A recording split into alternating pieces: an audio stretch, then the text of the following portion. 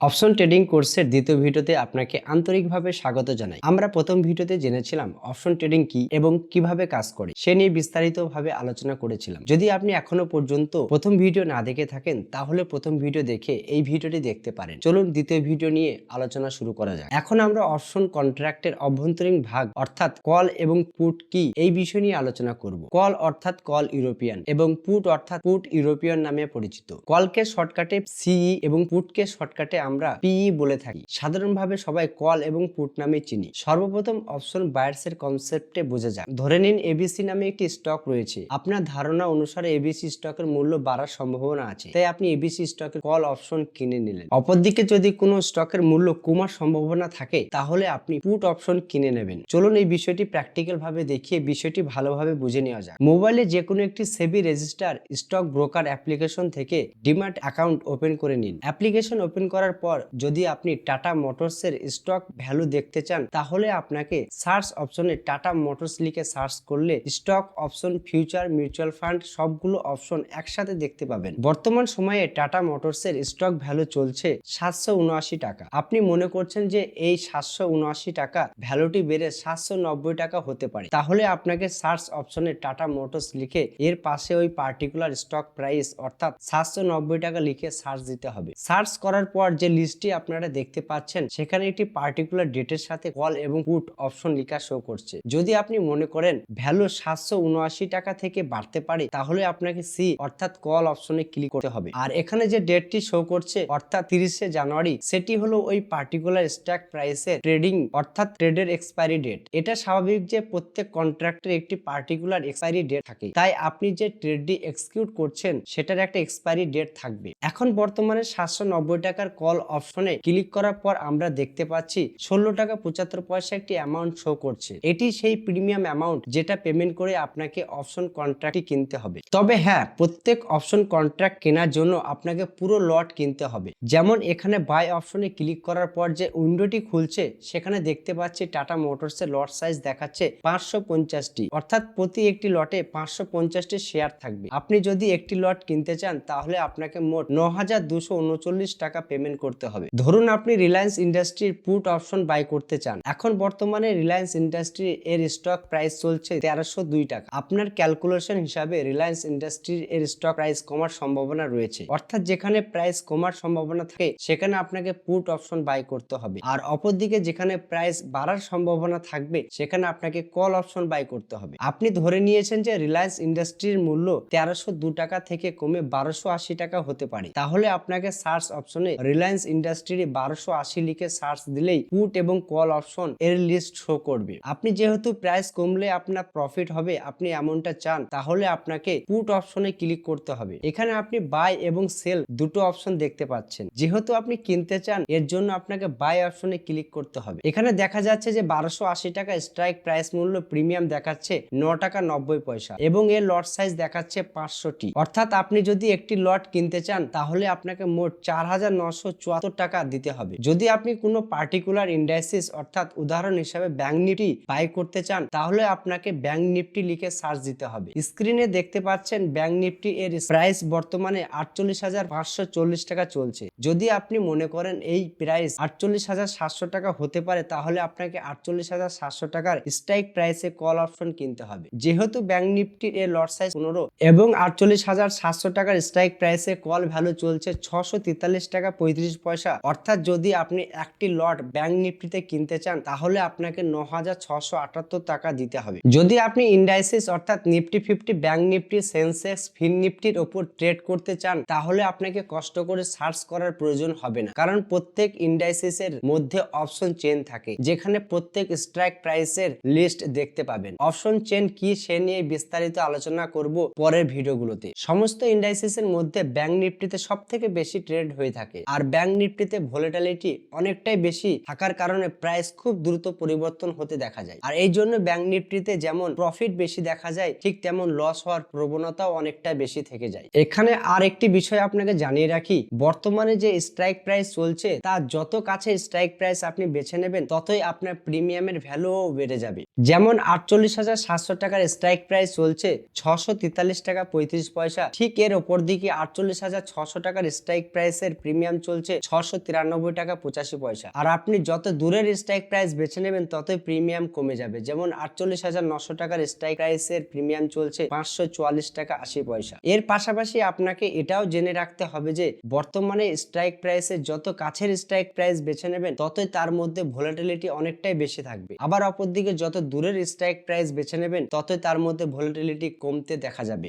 এখন আমরা OTM, ITM, ATM কি এবং মার্কেটে এদের ভূমিকা কি এবং কিভাবে কাজ করে এই বিষয় নিয়ে আলোচনা করব। এই কনসেপ্টটি ভালোভাবে বোঝার জন্য আমি একটি চার্ট বানিয়েছি। এই চার্টটি ভালোভাবে খেয়াল করুন আর বাকিটা আমি তো ভালোভাবে বোঝানোর চেষ্টা করবই। একটা কথা সবসময়ের জন্য মাথায় রাখতে হবে যে কোনো স্টক বা ইন্ডাইসিস এর বর্তমান প্রাইস বা পয়েন্ট এটিএম অর্থাৎ অ্যাট দ্য মানি হবে। অর্থাৎ ধরে নিচ্ছি বর্তমানে নিফটি 50 চলছে 23,700 পয়েন্টে আর আপনি নিফটি 50 এর উপর 23,700 পয়েন্টে কল অপশন বাই করতে চান আর এর জন্য আপনাকে এটিএম বাই করতে হবে। অর্থাৎ এটিএম এর সম্পূর্ণ অর্থ হলো অ্যাট দ্য মানি। আর অন্যদিকে বর্তমান প্রাইস বা পয়েন্টে যত উপরে পয়েন্ট বা প্রাইস থাকবে সেটা ওটিএম হবে, অর্থাৎ পুরো অর্থে আউট অফ দ্য মানি। উদাহরণ হিসাবে বর্তমানে নিফটি 50 চলছে 23,700 অর্থাৎ 23,700 এর উপরে যত পয়েন্ট আছে সবই ওটিএম এর মধ্যে পড়বে। যেমন 23,750, 23,800, 24,000, 24,500। এর ঠিক বিপরীতে বর্তমান প্রাইস পয়েন্টের অর্থাৎ উদাহরণ হিসাবে 23,700 পয়েন্টে যত নিচের পয়েন্ট থাকবে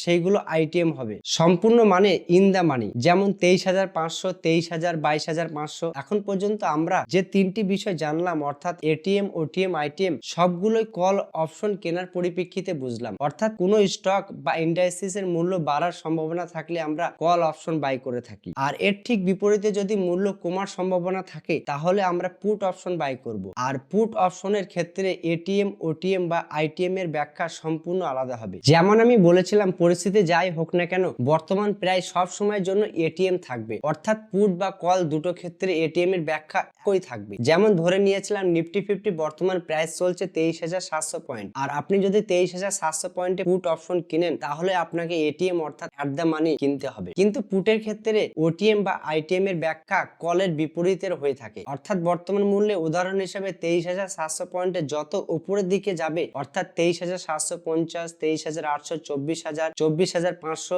এই সবগুলো পুটের ক্ষেত্রে ওটিএম হবে। আর ওটিএম হওয়ার পিছনে কারণ বর্তমান মূল্য এখনো ওটিএম এর মূল্য পর্যন্ত যেতে পারেনি। আর এর অপর দিকে 23,700 পয়েন্টে যত নিচের দিকে পয়েন্ট থাকবে যেমন 23,500, 23,000, 22,500 পয়েন্টগুলো পুট অপশনের ক্ষেত্রে আইটিএম অর্থাৎ ইন দা মানি হয়ে যাবে। আর আইটিএম হবার পিছনে কারণ বর্তমান মূল্য আইটিএম এর মূল্যগুলো অলরেডি অতিক্রম করে ফেলেছে। এখন সবার মনে প্রশ্ন আসতেই পারে যে সাকসেসফুল ট্রেড নেওয়ার জন্য কল বা পুট অপশন যাই বাই করি না কেন বেশিরভাগ ট্রেডে ভালো প্রফিট করার জন্য কোন স্ট্রাইক প্রাইস বেছে নেওয়া উত্তম হবে? চিন্তার কোনো কারণ নেই, আমি এই টপিক নিয়ে সামনের দিনে ফুল ডিটেলসে ভিডিও নিয়ে আসব। কারণ এই ভিডিওতে আমি যদি সবকিছু আপনাদের সামনে বলি তাহলে হয়তো অনেকের বুঝতে বা মনে রাখতে সমস্যা হতে পারে। আমার লক্ষ্য এটাই যে অপশন ট্রেডিং সম্পর্কে যাদের বেসিক থেকে জানার ইচ্ছা রয়েছে তারা যেন ভিডিও পুরোপুরি দেখে সব বিষয় একদম ক্লিয়ার ভাবে বুঝতে পারে এবং মনে রাখতে পারে। এখন আপনাদের কাছে একটাই রিকোয়েস্ট থাকবে, ভিডিও ভালো লাগলে অবশ্যই চ্যানেলটি সাবস্ক্রাইব এবং ভিডিওটি লাইক করে দেবেন। যদি আপনি সাবস্ক্রাইব না করেন তাহলে হয়তো পরবর্তীতে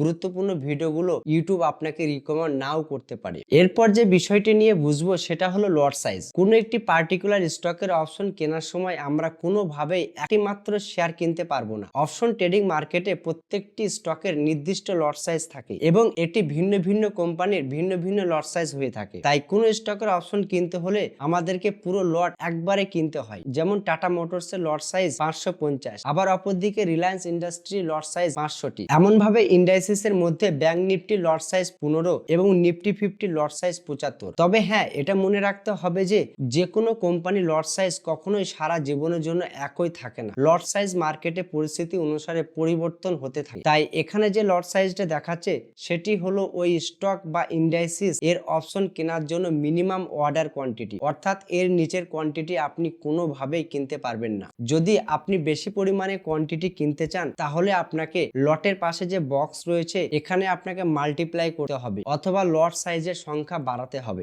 যেমন ব্যাংক নিফটি লট সাইজ 15, আপনি যদি ব্যাংক নিফটি অপশনে 60টি শেয়ার অর্থাৎ 4টি লট কিনতে চান এর জন্য আপনাকে লটের পাশে যে প্লাস আইকন রয়েছে সেখানে ক্লিক করে মাল্টিপ্লাই করে বাড়াতে হবে বা ডাইরেক্ট 4 টাইপ করতে হবে, অর্থাৎ 15 সাথে 4 গুণ করলে 60 হয়। আশা করছি লট সাইজ প্রাইস কি সেটা নিয়ে ক্লিয়ার হতে পেরেছেন। এবার আমরা অপশন ট্রেডিং এর এক্সপায়ারি ডেট কি এবং এটি কিভাবে কাজ করে বা এক্সপায়ারি ডেটের গুরুত্ব কতটা রয়েছে সেই বিষয় নিয়ে বিস্তারিতভাবে আলোচনা করব। যদি আপনি কোনো জিনিস কেনার জন্য কন্ট্রাক্ট বানান তাহলে আপনি খেয়াল করবেন সেই কন্ট্রাক্টের একটি লাস্ট ডেট দেওয়া থাকে, অর্থাৎ ওই ডেটের পর কন্ট্রাক্টের ভ্যালু শেষ হয়ে যায়। ঠিক তেমন প্রত্যেক অপশন কন্ট্রাক্টের একটি এক্সপায়ারি ডেট আমরা লক্ষ্য করে থাকি। অপশন কন্ট্রাক্টের যেদিন এক্সপায়ারি ডেট থাকে তার মানে সেই কন্ট্রাক্টটি ওই দিনে এক্সপায়ারি হয়ে যাবে। বর্তমানে ইন্ডিয়ান স্টক মার্কেটে সাপ্তাহিক এবং মাসিক দুই ধরনের এক্সপায়ারি ডেট আমরা দেখতে পাই। যদি আপনি কেবলমাত্র শুধু স্টকের উপর অপশন ট্রেডিং করতে চান তাহলে আপনাকে মাসিক এক্সপায়ারি ডেট লক্ষ্য করতে পারবেন, কারণ স্টকের মধ্যে সাধারণত সাপ্তাহিক এক্সপায়ারি ডেট লক্ষ্য করা যায় না। আবার অন্যদিকে ইন্ডাইসিস অর্থাৎ ব্যাংক নিফটি, নিফটি 50 মাসিক এবং সাপ্তাহিক দুই ধরনের এক্সপায়ারি ডেটই লক্ষ্য করা যায়। বর্তমানে ব্যাংক নিফটির মধ্যে শুধুমাত্র মাসিক এক্সপায়ারি ডেট দেখা যায়, যেখানে আগে সাপ্তাহিক এক্সপায়ারি ডেটও দেখতে পাওয়া যেত। বর্তমানে ইন্ডাইসিসের মধ্যে ব্যাংক নিফটির এর এক্সপায়ারি ডেট প্রত্যেক মাসের বৃহস্পতিবার হয়ে থাকে। এর মানে আপনি যদি শুক্রবার ব্যাংক নিফটির মধ্যে কোনো অপশন কন্ট্রাক্ট কেনেন তাহলে আপনি সেটি পরের এক্সপায়ারি ডেট পর্যন্ত অর্থাৎ বৃহস্পতিবার পর্যন্ত হোল্ড করে রাখতে পারবেন। যদি আপনি শুক্রবার না কিনে বৃহস্পতিবার অর্থাৎ এক্সপায়ারি ডেটের দিনে ওই অপশন কন্ট্রাক্টটি কিনতেন তাহলে আপনাকে বাধ্য হয়ে সেম ডেটে ওই কন্ট্রাক্টটি বিক্রি করে দিতে হতো। যদি আপনি সেম ডেটে বিক্রি নাও করেন তাহলে ট্রেডটি অটোমেটিকলি ভাবে ক্লোজ হয়ে যাবে মার্কেট সেশন শেষ হওয়ার সময়। এখন পর্যন্ত আমরা যেসব আলোচনা শুনলাম তার মাধ্যমে অপশন ট্রেডিং এর বেসিক ধারণা সবাই নিশ্চয়ই বুঝতে পেরেছেন। হয়তো অনেকের মনে প্রশ্ন আসতেই পারে যে যদি আমি কোনো স্টকে ডাইরেক্ট ইনভেস্ট করতে পারি তাহলে আমি ওই স্টকের অপশন কন্ট্রাক্ট কেন কিনবো? এই প্রশ্নের পেছনে যে উত্তরটি রয়েছে সেটি হলো হেজিং করা। এখানে আরো একটি প্রশ্ন উঠে আসছে, সেটি হলো হেজিং কি। এটি সিম্পল ভাষায় বলা যেতে পারে আপনার ট্রেডের লস বা ক্ষতি কমানোর একটি বিশেষ পদ্ধতি। এটি কিভাবে কাজ করে চলুন সেটা আগে জেনে নেওয়া যাক। ধরে নিন আপনি কোনো একটি স্টকের ওপর